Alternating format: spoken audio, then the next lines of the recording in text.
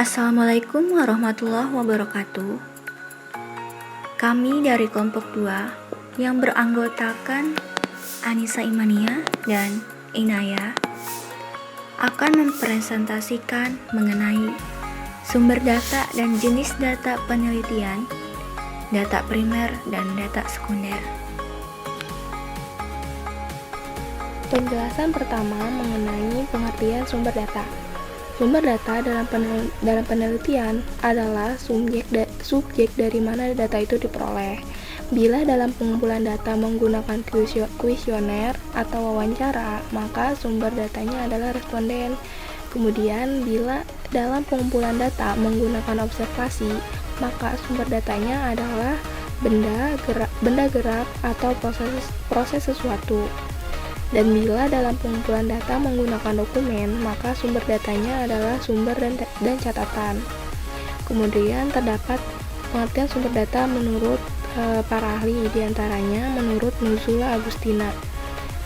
Data adalah keterangan mengenai sesuatu hal yang sudah sering terjadi dan berupa himpunan fakta, angka grafik, tabel, gambar, lambang, kata, huruf-huruf yang menyatakan sesuatu pemikiran, objek, serta kondisi dan situasi tertentu. Selanjutnya, penjelasan mengenai karakteristik data penelitian. Terdapat 3 karakteristik dari data penelitian tersebut.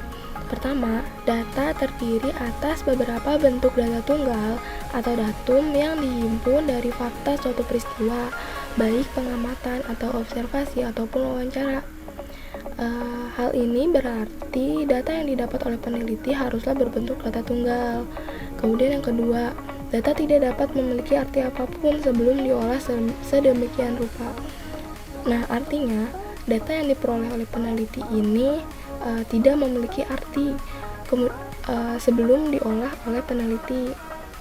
Yang ketiga, seberapa banyak dan seberapa lengkap pun data yang dimiliki apabila belum diolah, maka data tersebut belum dapat menjadi alat bukti yang sah mengenai kejelasan suatu peristiwa. Nah, karakteristik yang ketiga ini masih berhubungan dengan karakteristik yang kedua. Sebagai contoh, peneliti mengambil data inflasi dari tahun 2010 sampai 2020. Nah, sebelum diolah, data tersebut tidak memiliki arti. Kemudian peneliti mengolahnya menjadi berbentuk grafik, maka data tersebut akan memiliki arti. Artinya bisa saja data tingkat inflasi di Indonesia dari tahun 2010 sampai tahun 2020 itu meningkat dari tahun ke tahun, atau bisa menurun dari tahun ke tahun, ataupun bisa stabil tingkat inflasinya dari tahun ke tahun.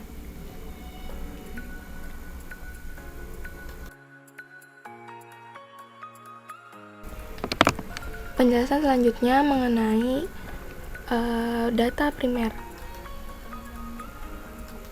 Pengertian data primer adalah suatu data yang berasal dari pihak yang bersangkutan atau langsung diperoleh dari responden, yaitu pihak pengusaha atau aparat pemerintah dan pihak-pihak responden lainnya yang dibutuhkan dalam penelitian.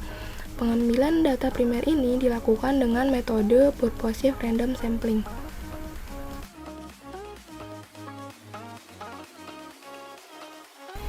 Selanjutnya, dalam pengumpulan data primer terdapat 2 metode pengumpulan, yaitu metode pengumpulan secara pasif dan metode pengumpulan secara aktif. Yang pertama, metode pengumpulan data primer secara pasif.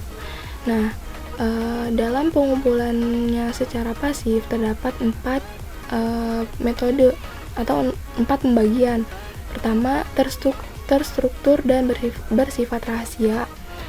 Artinya, metode ini mempunyai karakteristik, yaitu pengumpulan dilakukan secara terstruktur atau tertata, dan responden tidak diberi informasi mengenai tujuan penelitian yang dilakukan. Sekalipun demikian, pihak peneliti biasanya memberikan informasi mengenai tema atau topik yang akan diteliti, agar pihak responden tidak bias dalam menjawab pertanyaan-pertanyaan yang ada pada kuesioner yang dibagikan oleh peneliti.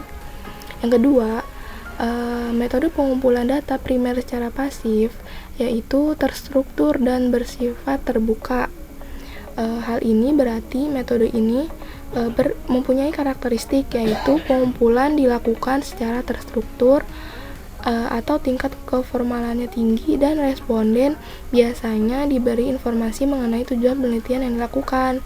Tujuannya ialah agar responden memberikan jawaban yang sesuai dengan tujuan penelitian dan tidak menyimpang dengan apa yang mengakibatkan bias dari hasil penelitian. Kemudian yang ketiga ialah tidak terstruktur dan bersifat rahasia. Artinya metode ini mempunyai karakteristik yaitu pengumpulan dilakukan secara tidak terstruktur atau kurang resmi, dan responden tidak diberi informasi mengenai tujuan penelitian yang dilakukan. Yang terakhir, yang keempat, ialah metode pengumpulan data primer secara pasif yang tidak terstruktur dan bersifat terbuka.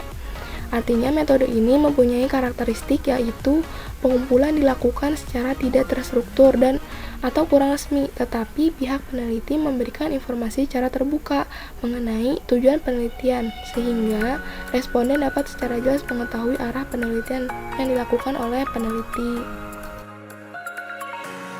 Metode pengumpulan data primer secara aktif meliputi beberapa di antaranya. 1. Wawancara secara langsung dengan responden. Wawancara ini dilakukan secara langsung muka dengan muka antara pewawancara dan responden dengan tujuan untuk mendapatkan informasi yang sesuai dengan penelitian yang sedang dilakukan. Pewawancara sudah mempersiapkan beberapa pertanyaan secara tertulis, sehingga pada saat melakukan wawancara yang bersangkutan tinggal membacakan di hadapan responden. Sebaiknya, dalam melakukan wawancara, bangunlah hubungan yang tidak resmi agar responden merasa lebih leluasa.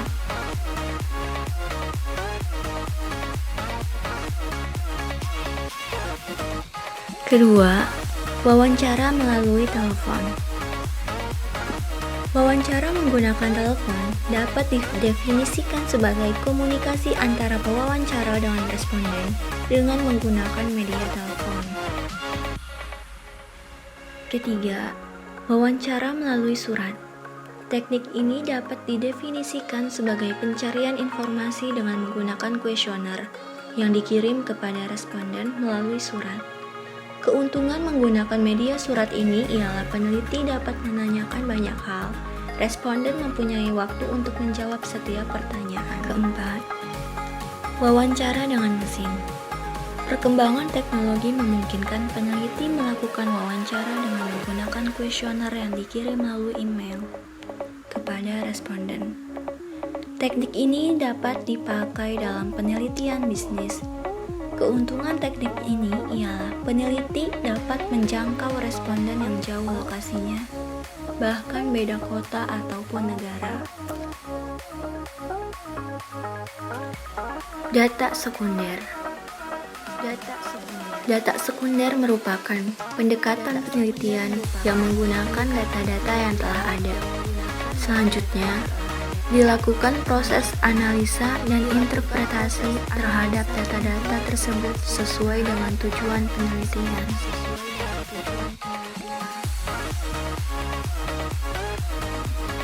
Data sekunder dapat dipergunakan untuk hal-hal sebagai berikut.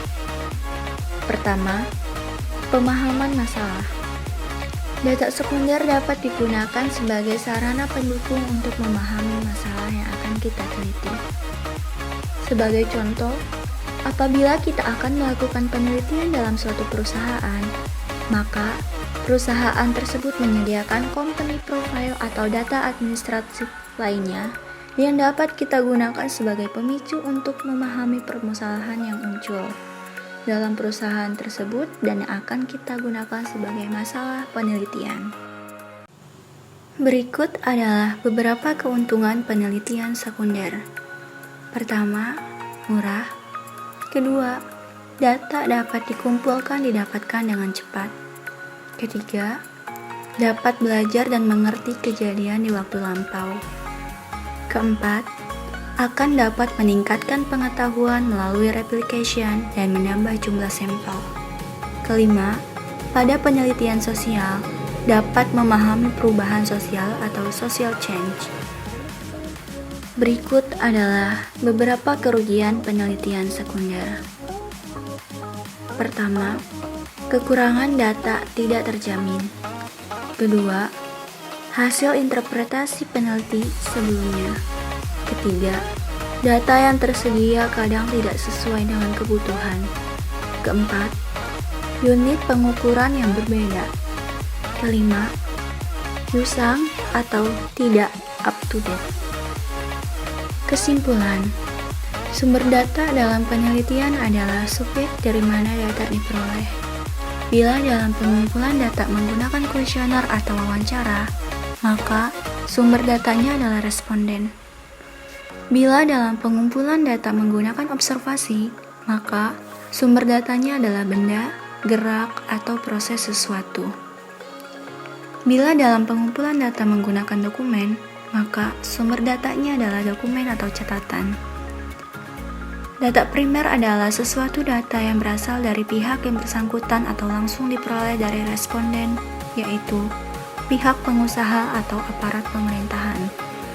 Pengambilan data primer ini dilakukan dengan metode purposive random sampling. Data sekunder adalah merupakan pendekatan penelitian yang menggunakan data-data yang telah ada. Selanjutnya, dilakukan proses analisa dan interpretasi terhadap data-data tersebut sesuai dengan tujuan penelitian.